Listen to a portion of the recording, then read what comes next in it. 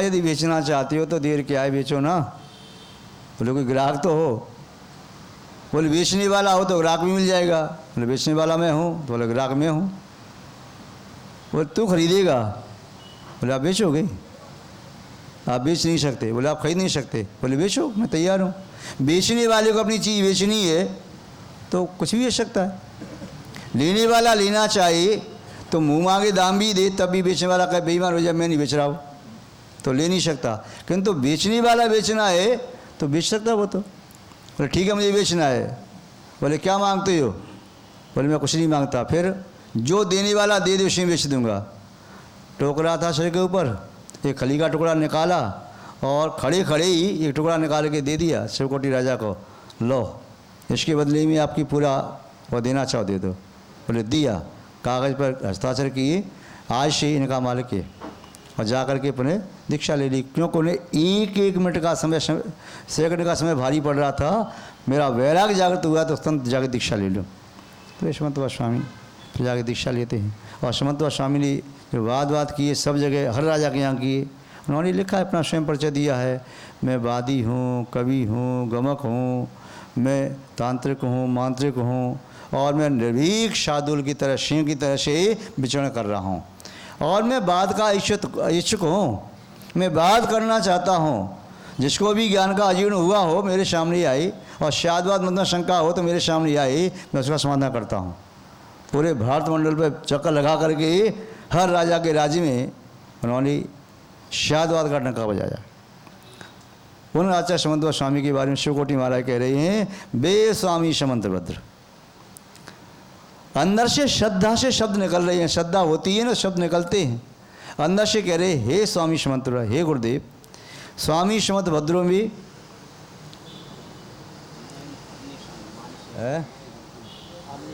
अहरनिश मानसी नघा, वे स्वामी समंत स्वामी अहरनिश, अहरनिश माने दिन रात, अनग मानस, जिनका चित्त अग से रहित है। जिनका मन कैसा है? अग का ये तो पापों से रहित, जिनका चित्त बहुत पवित्र है, निर्मल है, शुद्ध है। ऐसे समंत स्वामी तिष्ठ तात, तिष्ठें यानी विराजमान रहें। तिष्ठ तात, ता अक्षर है, जा होने से वह ता का जकार हो गया। तकारो पररूपन लचर वर्गेशु, ल चट वर्ग आने पर तकार पररूप को प्राप्त हो जाता है। तो यहाँ पर तकार का आधा जा बन गया जिन शब्द होने से। तो तिष्ठ तात जिन राजोद्य, राजोद्य शब्द का अर्थ होता है कि वे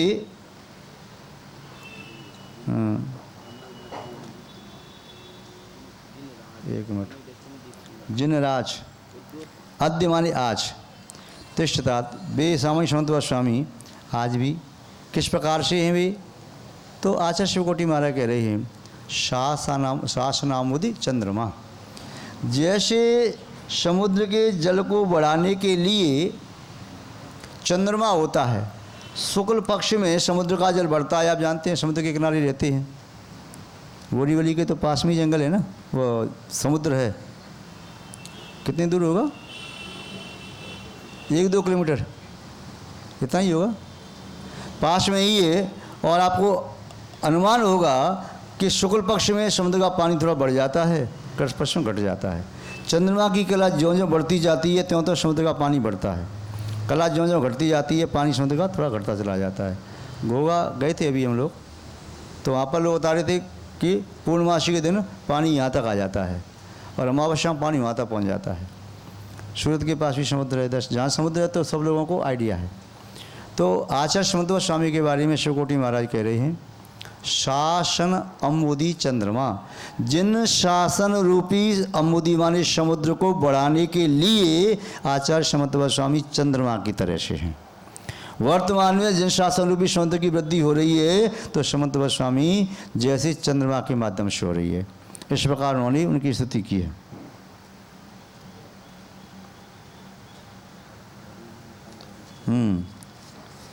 आचार्य समंत स्वामी के बारे में ये भी मानना है कि वे आगे तीर्थंकर बनेंगे। ये गाथा, प्राकृतिक की गाथा ग्रंथों में उल्लिखित है, जिसमें लिखा है, अट्ठ हरि नव पड़े हरि चक्की ओके और कमच एव बलभद्रोय श्रेणीय समंतबद्धो तिथ्यरा होंति नियमेण। 8 नारायण आगे तीर्थंकर बनेंगे, 9 प्रत्यनारायण आगे तीर्थंकर बनेंगे, और चक्की चक्रवर्ती, हाँ 4 चक्रवर्ती तीर्थ बनेंगी, और एक बलभद्र और राजा श्रेणिक और समंतभद्र ये भविष्य के आगे तीर्थंकर बनेंगे। इस संबंध में ये गाथा उल्लिखित है।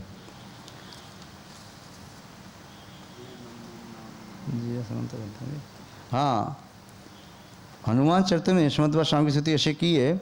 जिया समंतभद्रो सो भव्यैक भव्य कैरव चंद्रमा। भव्य जीव रूपी कैरव कहते हैं कुमुदनी। भव्य जीव रूपी कुमुदनी को विकसित करने के लिए जो चंद्रमा की तरह से भी आचार्य समंतभद्र स्वामी जियात चिरकाल तक जीवंत रहें। आगे अगला श्लोक देखते हैं। इस श्लोक में आपको कुछ समझ में नहीं आ रहा हो तो पूछ लें।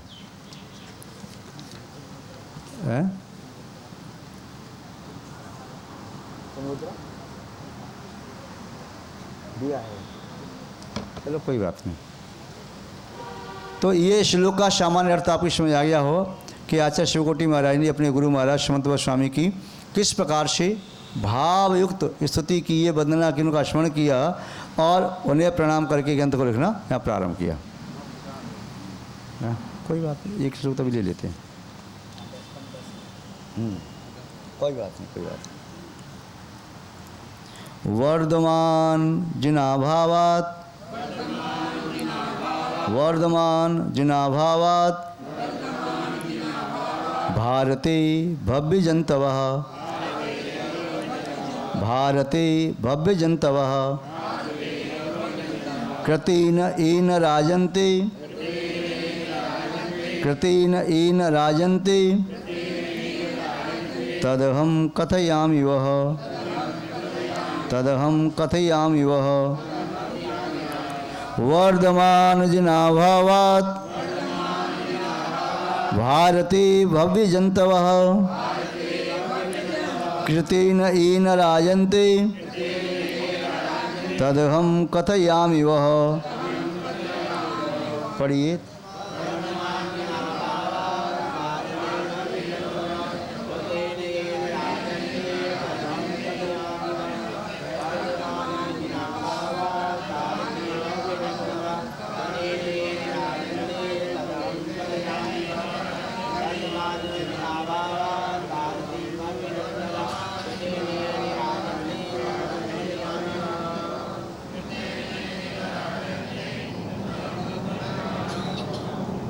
ओम।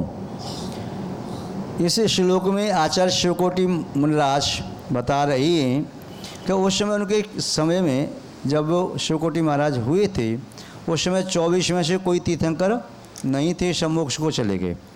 भगवान महावीर स्वामी का भी मोक्ष हो गया। उनके मोक्ष जाने के लगभग 600-700 वर्ष के बाद ये आचार्य समंतभद्र स्वामी और शिवकोटि आचार्य महाराज हुए। आज से मान के चले तो लगभग 1900 वर्ष पहले, 1950 वर्ष पहले शिवकोटि महाराज लगभग 1900-19 वर्ष मान लें, इतना समय पहले वहाँ पर हुए।